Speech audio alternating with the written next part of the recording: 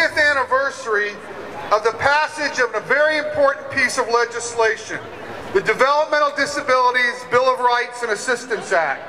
The Council is a great organization. It's made great contributions around showing what's possible for people with developmental disabilities, for promoting innovation. So those are just words, possibilities, innovations, but it's meant people living in the community, people having jobs that are meaningful, people having friendships, people being able to move around in their communities and be part of really living lives that have meaning for them and for everybody else. I think probably the biggest accomplishment or change has been the expectations about what people with developmental disabilities can do and what kinds of lives people can have. I raise a child with disabilities. I have the experience of others and the stories of others to know that she can be a part of her community, she can grow, she can have a job, she can do everything that anybody without a disability can do, and she can be a welcome part of the community. And I think changing people's expectations has been the greatest accomplishment of the Act.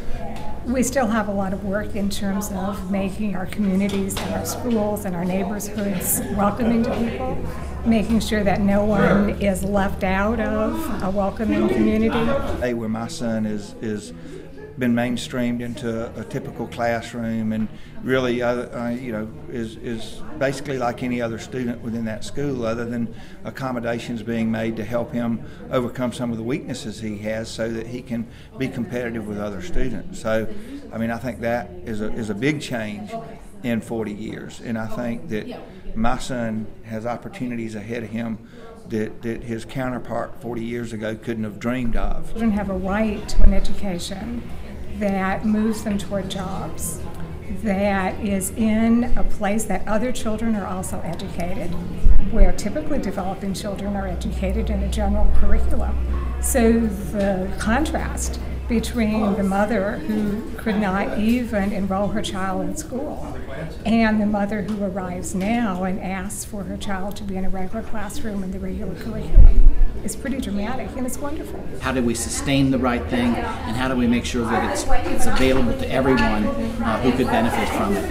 And that's not just it's an issue of funding, though that's clearly always part of it, but it's an issue of training, it's an issue of motivation, it's an issue of education for folks about what is possible. It's really time, I think, to kind of hand over the reins, to support people better, to have their voices heard, and to exercise control over their lives, self-determination, whether that's having control over who comes through the front door, to choosing careers and being supported to get real jobs, even people with significant impact of their disabilities, and to not have the supports in their lives be totally driven by professionals.